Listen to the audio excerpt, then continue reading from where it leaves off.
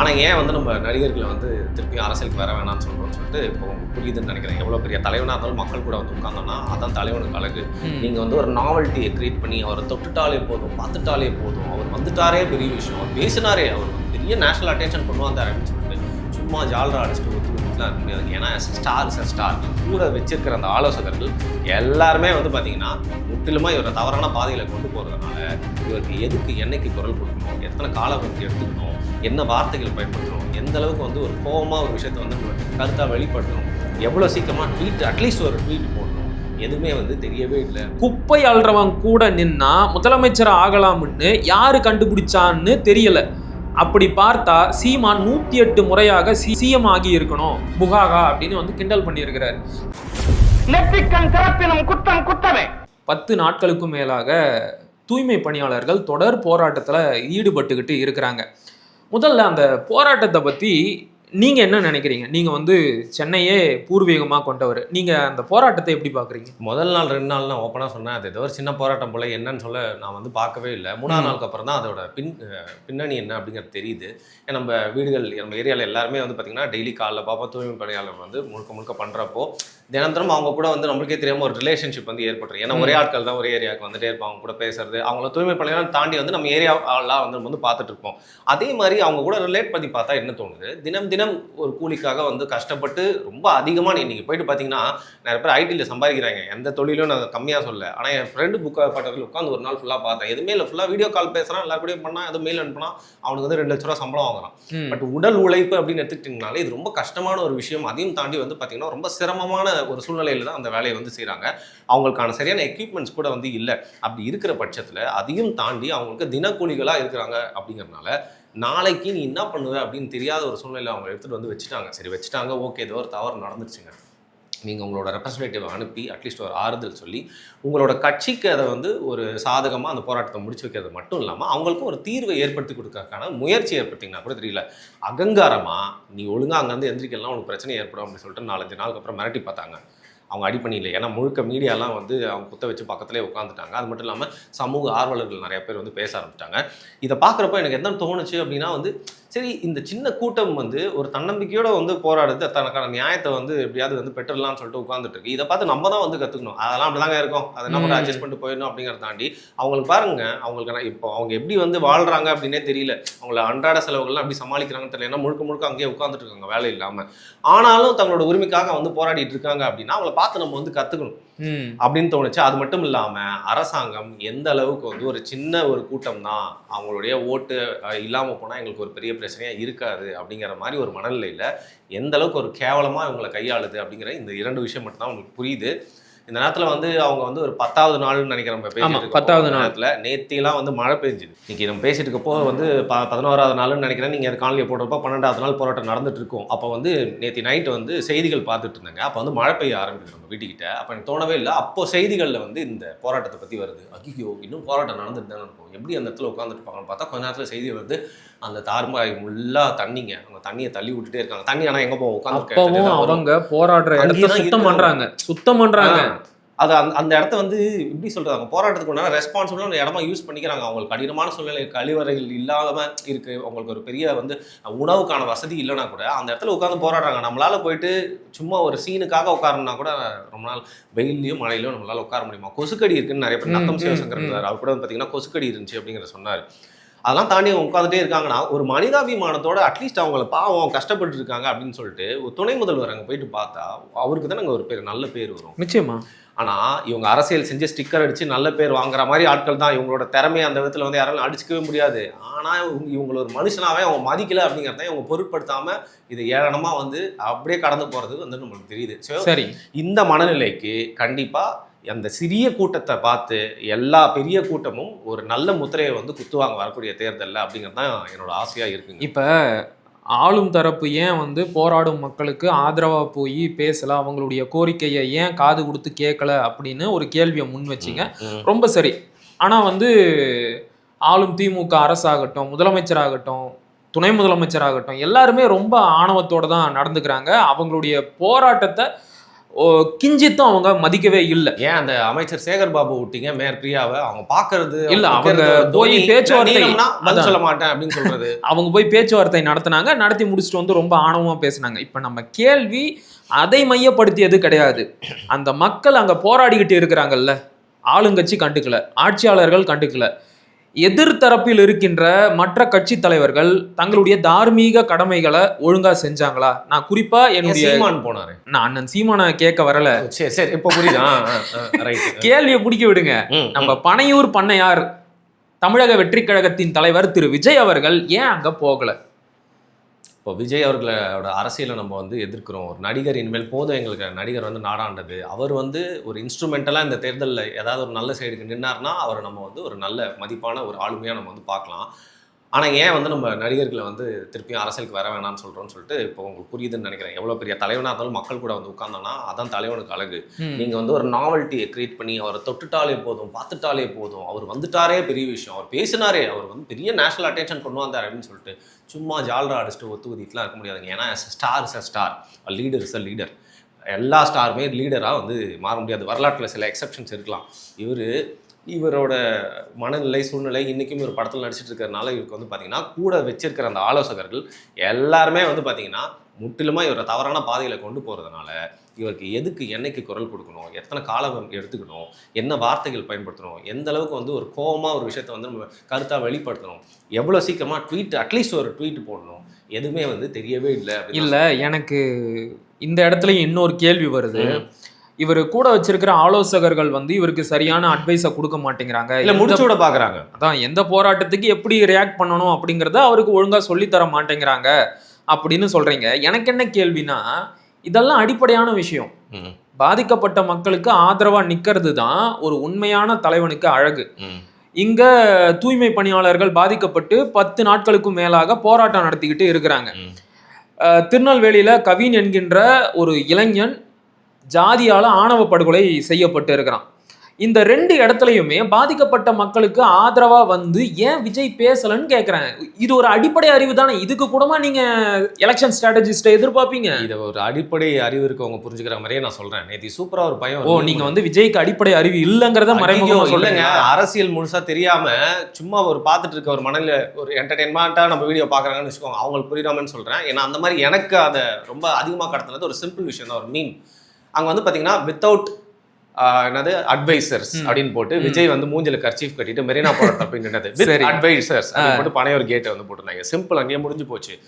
அவரு ஒரு நடிகராகவே இருந்துட்டு ஒரு மனிதாபிமானத்தின் பேர்ல வந்து பார்த்தீங்கன்னா இதுக்காக ஒரு குரல் கொடுக்கறதோ, அவங்க கூட வந்து நைட்டோட நைட்டா வந்து தெரியாம வந்துட்டு போயிடும். அது உண்மைதான். அது மாதிரி வந்துட்டு போறாரு. அவர் தனியாக இருந்தால் கூட பண்ணிருப்பார் போல. இவங்க தான் வந்து ஐயோ தளபதி அதுக்கு போனீங்கன்னா இந்த ஜாதியோட ஓட்டு போறோம், ஐயோ தளபதி இங்கே போனீங்கன்னா உங்களை கொசு கடிச்சிடும் அப்படின்னு சொல்லிட்டு அவரை பனையூருக்குள்ளேயே அடைச்சி வச்சிருக்கிறது கூட இருக்கவங்க தான். எப்பவுமே வந்து பார்த்தீங்கன்னா தங்களோட அழிவு, அதாவது தோல்வி அப்படிங்கிறது நம்மளால வர்றதோட நம்ம கூட இருக்கோம். வடிவேல் நிறைய காமெடியில கூட இருக்கவங்க தான் அடி வாங்குவார். அந்த மாதிரி வந்து ஒரு ஹீரோவை, இன்னைக்கு உச்சத்தில் இருக்க ஒரு ஹீரோவை காமெடியான மாத்திட்டு இருக்கிறது கூட இருக்க அந்த ஆலோசகருக்கு தான். இப்போ அவங்களோட பேச்சை கேட்டு விஜய் வந்து அமைதியா இருக்கிறாருன்னு சொல்றீங்க இல்லையா? விஜயோட இந்த மௌனம் என்பது தாவேகா கட்சியில் இருக்கின்ற அடிமட்ட தொண்டர்களுக்கு ஒரு விதமான அதிருப்தியை ஏற்படுத்திருச்சு. அவங்க தங்களுடைய அந்த கவலையை வெளிப்படையா சமூக வலைதளத்துல பதிவிடுறாங்க. நல்ல வாய்ப்புகளை எல்லாம் தளபதி வந்து தவற விடுறாரு, இந்த ஆணவ படுகொலைக்கு பேசி இருக்கணும், தூய்மை பணியாளர்களோட போராட்டத்திற்கு ஆதரவு தெரிவிச்சுக்கணும், இப்படியே வந்து இவர் அமைதியா கடந்தாருன்னா எப்படி நாம வந்து மக்கள்கிட்ட போய் ஓட்டு கேட்கறது, தேர்தலை எப்படி எதிர்கொள்றது அப்படின்னு கேட்கறாங்க. நியாயமான கேள்வியா தானே இருக்கு. ஏன் வாய்ப்புகளை தவற விடுறாரு? இல்ல அது அதோட எனக்கு என்ன, அவர் தவற விடுறது அதை வந்து ஆரம்பிச்சிட்டு இருக்க முடியாதுங்க. அதை பத்தி அவரே வந்து யோசிக்கலாம், நம்ம யோசிக்கணும். இதுல என்ன அவர் மேல ஒரு கோவமா வருது அப்படின்னு பாத்தீங்கன்னா, உங்ககிட்ட ஒரு பவர் இருக்கு, ஒரு ஓட் பர்சன்டேஜ் திருப்பி அதை நம்ம ஒத்துக்கிறோம். கண்டிப்பா யூ ஆர் பவர் சென்டர் இப்படியே போனாருன்னா அது நடக்கும்னு நினைக்கிறீங்களா? ஏதோ ஒண்ணுங்க. இப்ப விஜய்க்காகவே வந்து மூளையை சுவிட்ச் ஆஃப் பண்ணிட்டு விஜய் என்ன பண்ணாலும் பண்ணுவேன், அவர் பாலத்துல குச்சா கூடவே சேர்ந்து குதிப்போம்னு சொல்லிட்டு ஒரு கணிசமான இது ரொம்ப சரியான வாதம் தான்.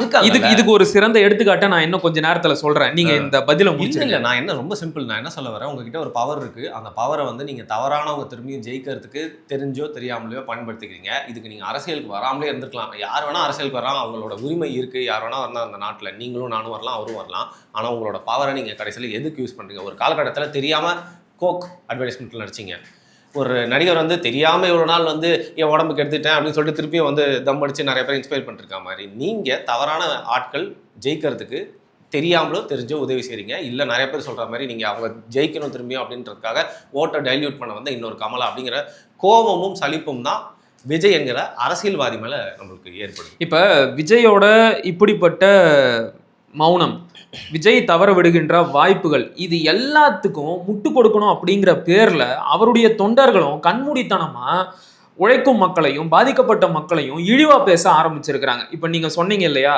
பல பேருக்கும் அரசியல் புரிதலே கிடையாது, விஜய் அப்படின்னு வந்துட்டா கண்ணை மூடிக்கிட்டு ஓட்டு போடுறதுக்கு தயாரா இருக்கிறாங்க அப்படின்னு. அப்படிப்பட்ட கூட்டத்துல இருந்து ஒருத்தர் என்ன சொல்றாருன்னா, நான் அதை அப்படியே படிக்கிறேன், உங்களுடைய கருத்துக்களை சொல்லுங்க. எதுக்குமே வராத ஜெயலலிதா எப்படி இத்தனை முறை முதலமைச்சரா இருக்காங்க? இந்த கேள்விக்கு இவரிடம் பதில் இருக்குமா? ஒருத்தர் கேட்டாரு, இப்படிப்பட்ட வாய்ப்புகளை எல்லாம் தவற விடுறாரே, இது நியாயமா அப்படின்னு கேட்டதுக்கு இவர் பதில் சொல்றாரு, இந்த கேள்விக்கெல்லாம் இவர்கிட்ட பதில் இருக்குமா? குப்பை அள்ளுறவன் கூட நின்னா முதலமைச்சர் ஆகலாம்னு யாரு கண்டுபிடிச்சான்னு தெரியல. அப்படி பார்த்தா சீமான் 108 முறையாக சிஎம் ஆகி இருக்கணும் புகாகா அப்படின்னு வந்து கிண்டல் பண்ணியிருக்கிறார். அதாவது தூய்மை பணியாளர்களை எவ்வளவு இழிவா பேசுறாங்க பாருங்க. விஜய் ஏன் வரல, இதுதான் கேள்வி. அதை விட்டுட்டு குப்பாள்றவங்க கூட போய் நின்னா சிஎம் ஆயிடலாம் அப்படின்னு இவங்களுக்கு யாரு சொன்னான்னு கேட்குறாங்கன்னா, இவங்களுடைய மனசுல அந்த ஆதிக்க எண்ணம் எந்த அளவுக்கு வளர்ந்துகிட்டே இருக்கு பாத்தீங்களா? இல்லைங்க, ஹீரோ வர்ஷிப் இது ஹீரோ வர்ஷிப். இது ஹீரோ வர்ஷிப் மாதிரியே தெரியலையே. இல்லை, இப்போ நம்மளுக்கு ஜெயலலிதா அவர்களை ஒரு தலைவராக நம்ம ஏற்றுக்கல. ஆனாலும் ஒரு இப்போ நீங்கள் ஜெயலலிதாவை கம்பேர் பண்ணதுனால ஒரு விஷயம் சொல்ல, ஜெயலலிதா வந்து அவங்க ஸ்கூல் படிக்கும் போது ஸ்டேட் ஃபர்ஸ்ட்டு வந்து வந்தாங்க. உங்கள் அண்ணன் வந்தாரா?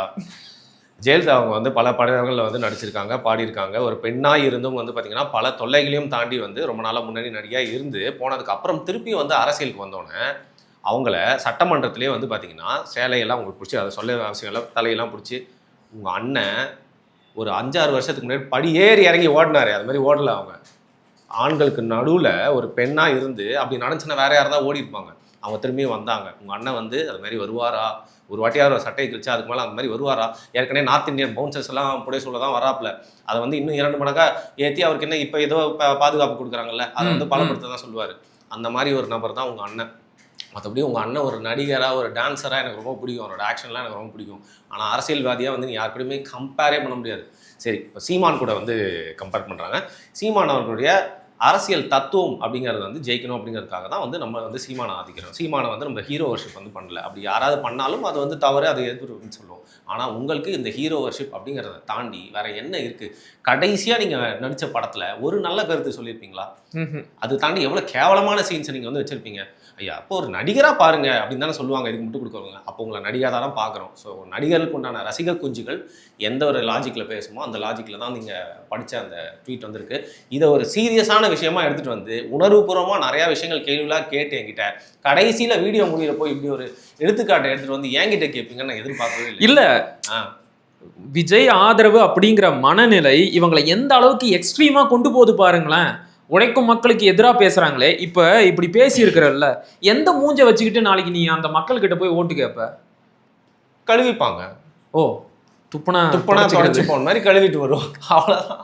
அவ்வளோதான். போன படம் தோல்வி, அடுத்த படம் தளபதி அடிப்பாரு அப்படின்னு சொல்லிட்டு வந்து ஜனநாயகருக்கு வந்து காத்திருக்கிறது இல்லையா? அந்த மாதிரி வந்து பார்த்தீங்கன்னா இவங்களுக்கு வந்து அரசியலுக்குள்ளேயே இவங்க இன்னும் வரல. இன்னும் விஜய் அஜித் சண்டை அந்த மனநிலே இருந்தா அண்ணனை யார் வச்சாலும் திருப்பி அடிச்சிடணும்பா அப்படின்னு சொல்லிட்டு இருக்கிறத ஒரு டிஃபென்சிவ் பிளேஸில் தான் இருக்காங்க. அதனால் விஜய்க்கு எப்படியா முட்டு கொடுக்கணும் கடைசி வரைக்கும் அப்படிங்கிற மனநிலையில் இருக்கவங்களோட அந்த ஒரு கருத்தையும் பதிலையும் நம்மளை வந்து பெருசாக பொருட்படுத்தணும் அவசியம் இல்லை. அது மட்டும் இல்லாமல் என்ன மூஞ்சி வச்சுட்டு ஓட்டு கேட்டாலும் வந்து மக்கள் யாரை எங்கே வைக்கணுமோ அது யாராக இருந்தாலும் சரி அந்த இடத்துல தான் வைப்பாங்க. அவங்களுக்கு தெரியும். இப்போ நீங்கள் சொல்கிறதையெல்லாம் வச்சு பார்க்கும்போது நம்ம கேப்ரியல் சார் இருக்கிறாரு இல்லையா, கேப்ரியல் தேவதாஸ், அவர் வந்து ஒரு விஷயத்த சொல்லுவார். விஜய் வந்து திமுகவிற்கு பாதிப்பை ஏற்படுத்தக்கூடிய எந்த ஒரு அரசியலையும் செய்யவே மாட்டாரு. அவர் முழுக்க முழுக்க திமுக எதிர்ப்பு வாக்குகளை சிதறடித்து மறுபடியும் திமுகவை பெரும்பான்மையோட வெற்றி பெற வைப்பதற்கான வேலையைத்தான் செஞ்சுக்கிட்டு இருக்கிறாரு அப்படின்னு சொன்னாரு. நீங்க சொல்றதையும் அவர் சொல்றதையும் ஒப்பிட்டு பார்த்தா திமுகவிற்கு பாதிப்பை ஏற்படுத்தக்கூடிய விடயங்கள் தான் சமீபத்தில் நடந்துச்சு. ஒரு ஆணவ படுகொலை நடந்துச்சு. ஆணவ படுகொலைக்கு எதிராக இந்த திமுக அரசு சட்டம் இயற்றல. அந்த இடத்துல விஜய் களம் இறங்கி ஸ்கோர் பண்ணியிருக்கலாம், திமுகவிற்கு எதிராக அரசியல் செஞ்சு. அங்கேயும் விட்டுட்டாரு. இப்போ இந்த மக்களும், உழைக்கும் மக்களும், தூய்மை பணியாளர்களும் திமுகவை எதிர்த்து தான் போராடிக்கிட்டு இருக்கிறாங்க, தங்களுடைய உரிமையை கேட்டு. அங்கேயும் போய் அவங்களுக்கு ஆதரவா நின்று அவங்களுடைய அந்த நன்மதிப்பையும் சம்பாரிச்சு திமுகவிற்கு எதிராக அரசியல் பண்ணியிருக்கலாம். இது மிகப்பெரிய அளவிற்கு விஜய்க்கான ஆதரவு அலையை தேடி கொடுத்துருக்கும். ஆனா அவர் கடைசி வரைக்கும் அந்த அரசியலை மட்டும் செய்யவே மாட்டேங்கிறாரு. நான் என்ன கேட்குறேன்னா, இதை சொல்றதுக்கு கஷ்டமா தான் இருக்கு. ஏன்னா எனக்கு அந்த பி டீம் அரசியல்ல உடன்பாடு இல்லை. இருந்தாலும் பரவாயில்ல கேட்குறேன். விஜய் வந்து திமுகவோட பி டீமா செயல்படுறாரோ? இல்லை, அதுக்கான சந்தேக பார்வையை நம்ம வந்து பார்க்கலாம். என்னால் உறுதியாக சொல்கிற அளவுக்கு நான் வந்து பார்த்தீங்கன்னா வந்து சவுக்கு சங்கர், ரவீந்திரன் துரைசாமி மாதிரி இன்டெலிஜென்ட் ஜீனியஸ் பர்சன்லாம் இல்லை. சாதாரண ஒரு ஓட்டு போடுற ரவீந்திரன் துரைசாமியை சொன்னீங்க, அதில் ஒரு நியாயம் இருக்கு. ஐயாவோட அறிவை பற்றி நமக்கு தெரியும். சவுக்கு சங்கர்லாம் சரி, ஓகே, உங்களுக்கு தெரியாத ஒண்ணும் இல்ல, தங்களுக்கு தெரியாத ஒரே இடத்துல வச்சு பாக்குறேன்னு வச்சுக்கோங்களேன், தனிப்பட்ட. சரி சரி சரி, okay okay okay, right. So அதனால ஒரு சாதாரண ஏதோ வந்து அரசியல் ஆர்வமுள்ள ஒரு சின்ன பையனா வந்து பாத்தீங்கன்னா எனக்கு அப்படி ஒரு சந்தேக பார்வை நம்ம அவர் மேல வந்து வைக்கணும் அப்படின்னு தான் எனக்கு தோணும். சந்தேகத்தோட தான் பார்க்கணும். ஏன்னா உங்களுக்கு இதை விட்டா திருப்பியும் ஓடுறதுக்கு சினிமா இருக்கு, சரியா? ஆனா நீங்க போயிட்டு ஜாலியா இருக்கீங்க, உங்களோட லைஃப் ஸ்டைல் மாற போறதில்ல, உங்களோட வசூல் மாற போறதில்ல. நீங்கள் திருப்பியும் போயிட்டு வந்து சன் பிக்சர்ஸில் நடித்தாலும் ஆச்சரியப்படுறதுக்கு இல்லை. ஆனால் எங்களுக்கு தான் வந்து அடுத்த ஒரு மாற்றத்தை எதிர்பார்த்து நிற்கிற மக்களை தயவு செஞ்சு ஏமாத்திராதீங்க அப்படிங்கிறீங்க. இறுதி கேள்வி, சமீபத்திய அண்ணன் சீமானுடைய போராட்டங்களால் திமுகவை ஆதரிக்கக்கூடிய சில பத்திரிகையாளர்களே என்ன சொல்கிறாங்கன்னா, வரப்போகிற 2026 சட்டமன்ற தேர்தலில் விஜயை விட சீமான் தான் அதிகமான வாக்குகளை வாங்குவார் அப்படின்னு சொல்கிறாங்க, வெளிப்படையாகவே சொல்கிறாங்க. நீங்க அப்படிதான் பாக்குறீங்களா?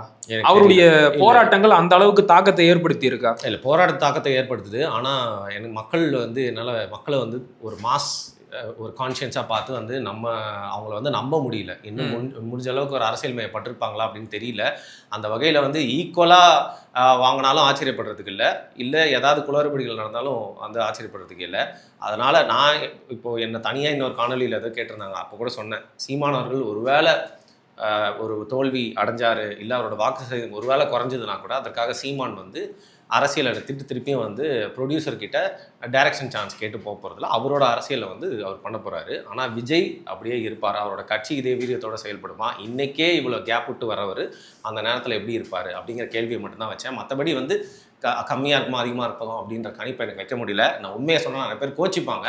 ஸோ அதனால் இல்லை, பரவாயில்ல, அது உங்களுடைய கருத்து. இல்லை மக்கள் தெரியலங்க. இன்னொரு நடிகர் மேலே இருக்கிற குறிப்பாக பெண்கள், இளம் பெண்கள்லாம் வந்து பார்த்தீங்கன்னா அவங்ககிட்ட பேசுகிறப்போ ரொம்ப வருத்தமாக இருக்குது. சில நண்பர்கள் வந்து மதத்தின் பேராலேயே ரொம்ப பைத்தியகாரமாக பேசிட்டு, அப்படி அந்த ஒரு பேக்கிங்கில் அவருக்கு ஓட்டு போடுவோம் அப்படிங்கிறாங்க. ஸோ அந்த மாதிரி இருக்கிறப்போ எனக்கு என்ன சொல்கிறேன்னு தெரியலங்க. சரி, பரவாயில்ல வருண், ரொம்ப சிறப்பான கருத்துக்களை பகிர்ந்துக்கிட்டீங்க. மிக்க மகிழ்ச்சி. நன்றி. வாய்ப்புக்கு நன்றி.